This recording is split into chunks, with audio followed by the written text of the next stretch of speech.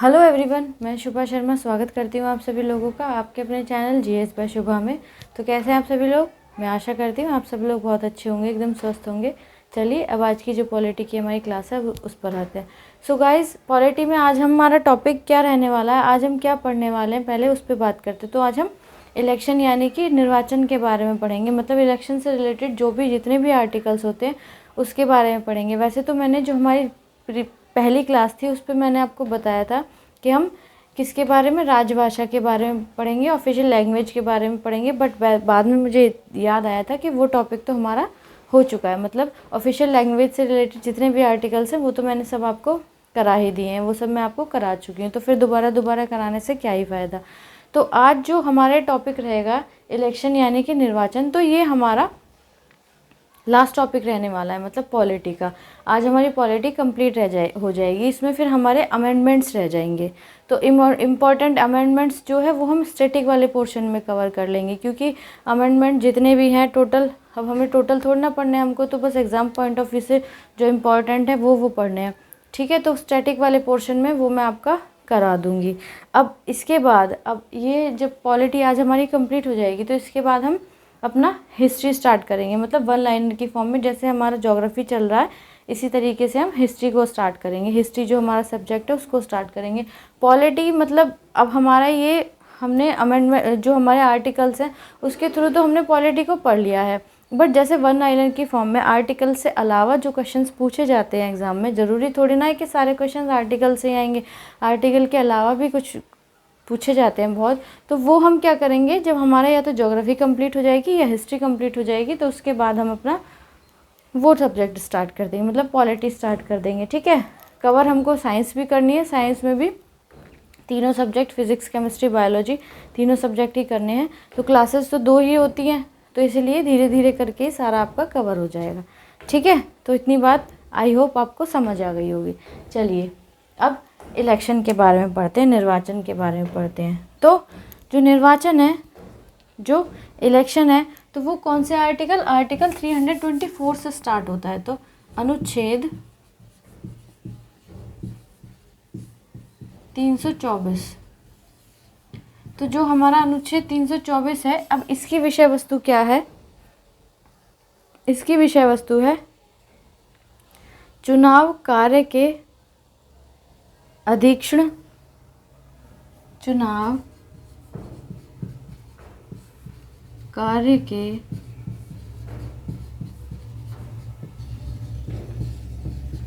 अधीक्षण, जो चुनाव कार्य होते हैं उनके अधीक्षण, निर्देशन तथा नियंत्रण की शक्ति, निर्देशक तथा नियंत्रण की शक्ति, निर्देशक तथा नियंत्रण की शक्ति चुनाव आयोग में निहित, चुनाव आयोग में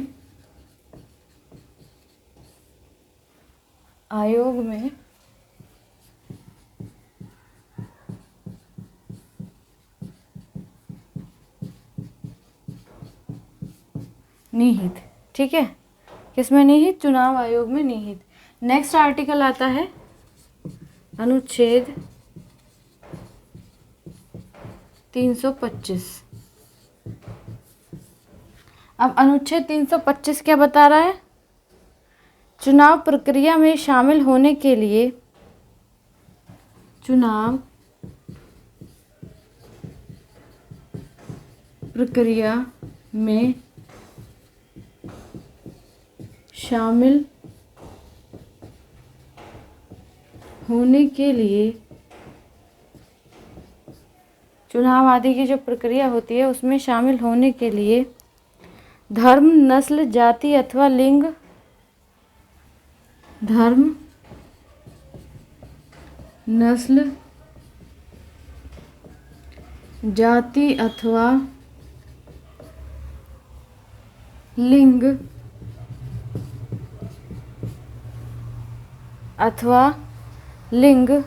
के आधार पर आयोग नहीं होगा, के आधार पर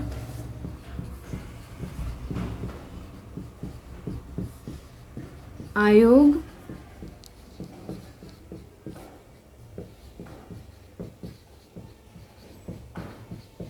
नहीं होगा।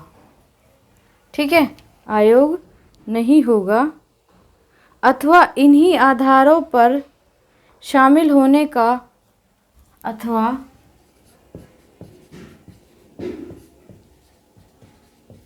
इन्हीं आधारों पर शामिल होने का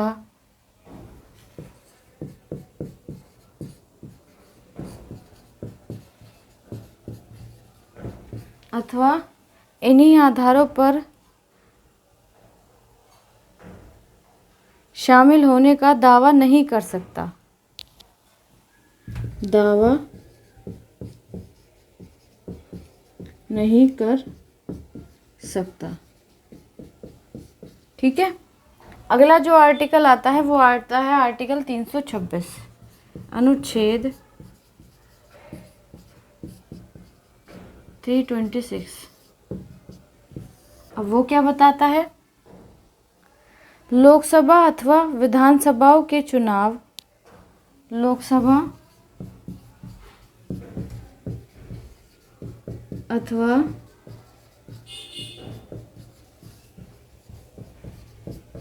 विधानसभाओं के चुनाव, लोकसभा अथवा विधानसभाओं के चुनाव वयस्क मताधिकार के आधार पर, वयस्क मताधिकार के आधार पर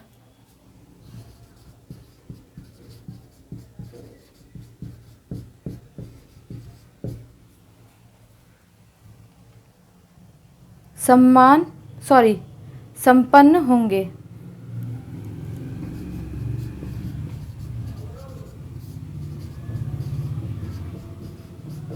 ठीक है, पहले ये देख लो फिर आगे का बाद में बताऊंगी। तो सबसे पहला जो आर्टिकल आता है इलेक्शन से रिलेटेड, निर्वाचन से संबंधित, तो वो आता है हमारा आर्टिकल 324। तो 324 की विषय वस्तु क्या है कि जो चुनाव कार्य हैं, चुनाव कार्य के अधिरक्षण, निर्देशक तथा नियंत्रण की शक्ति चुनाव आयोग में निहित। मतलब जो चुनाव के जितने जो भी कार्य हैं, चुनाव कार्य के जो भी अधिरक्षण हैं, उनके जो निर्देशक हैं और जो भी नियंत्रण हैं, उनकी जो शक्ति होती है वो आयोग के अंदर निहित होती है। मतलब वो सारी पावर्स आयोग के पास होती हैं। ठीक है, इतनी बात समझ गए। फिर अगला आता है आर्टिकल 325। तो वो क्या बताता है कि जो चुनाव प्रक्रिया है, चुनाव प्रक्रिया में शामिल होने के लिए, यदि कोई भी चुनाव प्रक्रिया में शामिल होना चाहता है तो शामिल होने के लिए धर्म, नस्ल, जाति अथवा लिंग के आधार पर आयोग नहीं होगा। मतलब आयोग के अंदर धर्म, नस्ल और जाति के आधार पर कुछ भी इस तरीके का कोई भी भेदभाव नहीं होगा अथवा इन्हीं आधारों पर शामिल होने का दावा नहीं कर सकता अथवा कोई अगर शामिल भी होना चाहे तो इन आधारों पर शामिल होने का कोई भी दावा नहीं कर सकता। ठीक है, तो मतलब इस तरीके की कोई भी पार्शलिटी नहीं की जाएगी आयोग के अंदर। ठीक है, इतनी बात आप समझ गए। फिर नेक्स्ट जो आर्टिकल आता है वो आता है आर्टिकल 326, आर्टिकल 326। तो आर्टिकल 326 की जो विषय वस्तु है वो क्या है कि लोकसभा अथवा विधानसभाओं के चुनाव वयस्क मताधिकार के आधार पर संपन्न होंगे। मतलब लोकसभा के और विधानसभा के जो चुनाव होते हैं, हर राज्य की अपनी एक विधानसभा होती है और लोकसभा जो है, इनके जो इलेक्शंस होते हैं, इनके जो चुनाव होते हैं, तो वो वो वयस्क मताधिकार के आधार पर, मतलब जिनको जो वोट देने का अधिकार है, जो वयस्क हैं, जो भी वयस्क व्यक्ति हैं, तो वो वोट देंगे, तो उस आधार पर ही संपन्न होंगे।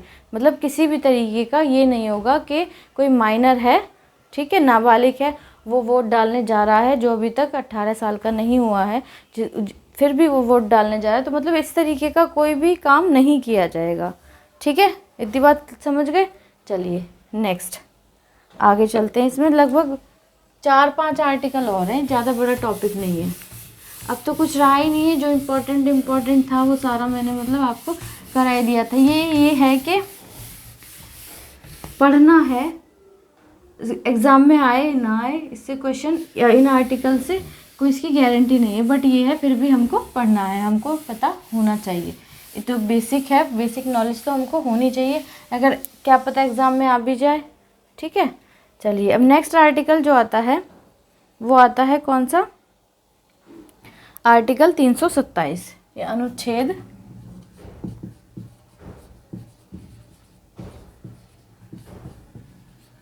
327। अब अनुच्छेद 327 क्या कहता है, विधायिकाओं के चुनाव के संबंध में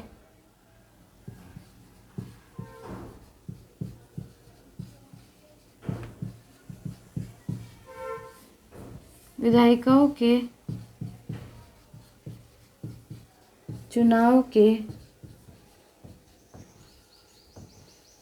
संबंध में विधायिकाओं के चुनाव के संबंध में प्रावधान बनाने की संसद की शक्ति, संबंध में प्रावधान बनाने की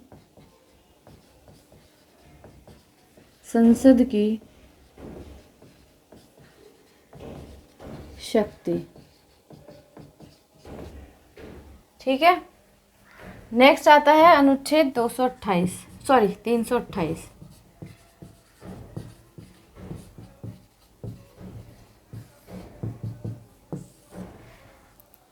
वो क्या बताता है, राज्य विधायिका का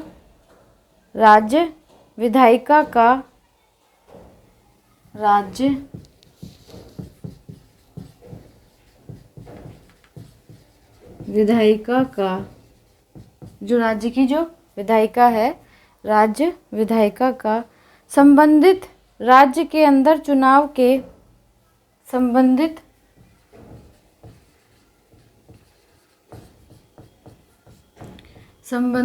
राज्य के अंदर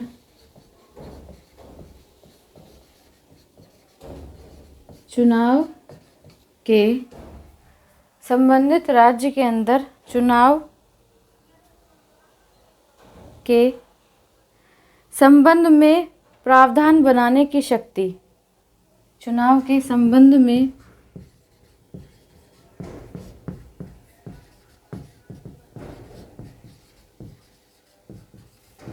प्रावधान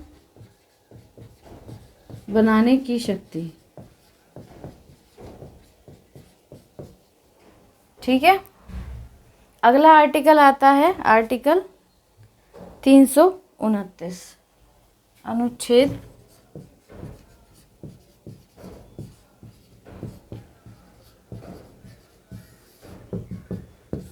तो ये क्या बता रहा है, चुनाव संबंधी मामलों के न्यायालयों के हस्तक्षेप पर रोक, चुनाव संबंधी मामलों के या मामलों में लिखिए, चुनाव संबंधी मामलों में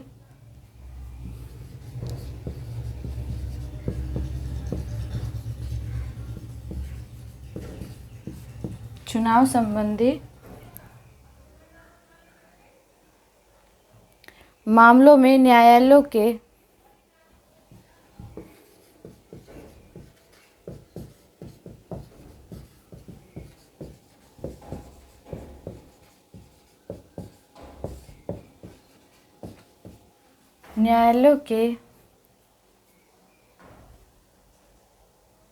हस्तक्षेप पर रोक।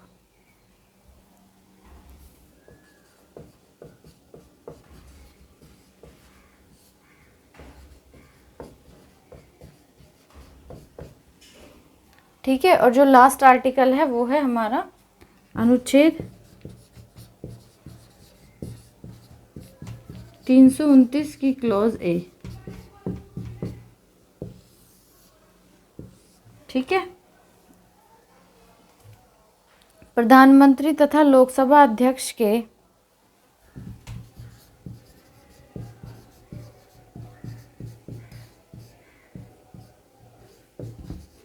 तथा लोकसभा अध्यक्ष के, प्रधानमंत्री तथा लोकसभा अध्यक्ष के चुनाव के संबंध में विशेष प्रावधान। चुनाव के संबंध में विशेष प्रावधान, जिसको अब निरस्त कर दिया गया है।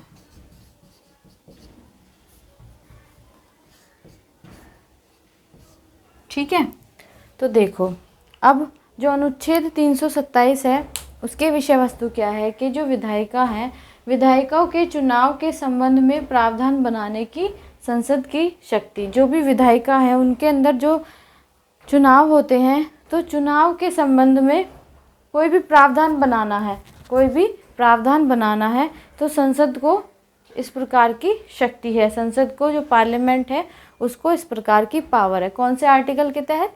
आर्टिकल 327 के तहत। ठीक है, नेक्स्ट है आर्टिकल 328। वो क्या बता रहा है कि राज्य विधायिका का संबंधित राज्य के अंदर चुनाव के संबंध में प्रावधान बनाने की शक्ति। अब जो राज्य की विधायिका है, तो राज्य विधायिका जो संबंधित राज्य, मतलब राज्य की जो विधायिका है उससे संबंधित, जैसे उत्तर प्रदेश की जो विधायिका है, तो उत्तर प्रदेश की विधायिका, राज्य की जो विधायिका है उसके क्या संबंधित राज्य के अंदर चुनाव के संबंध में, चुनाव के इलेक्शन से रिलेटेड कोई भी प्रावधान बनाने की पावर उसको है। ठीक है, तो वो कौन से आर्टिकल, जैसे संसद को है तो ऐसे ही राज्य की विधायिका को भी है। किस आर्टिकल के तहत? आर्टिकल 328 के तहत। ठीक है, नेक्स्ट जो आर्टिकल आता है वो आता है आर्टिकल 329।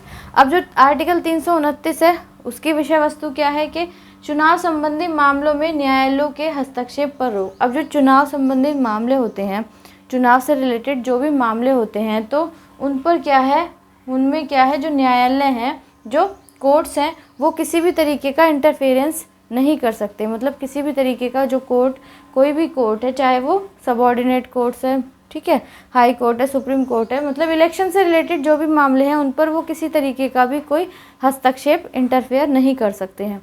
फिर नेक्स्ट जो आर्टिकल आता है वो आता है आर्टिकल 329 329 की जो क्लॉज ए है, वो क्या बताती है कि जो प्रधानमंत्री हैं और जो लोकसभा के अध्यक्ष हैं के चुनाव संबंधी में विशेष प्रावधान।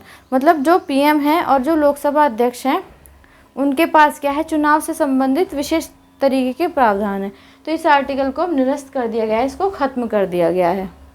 ठीक है, तो ये था हमारा आज का टॉपिक, इलेक्शन यानी कि निर्वाचन।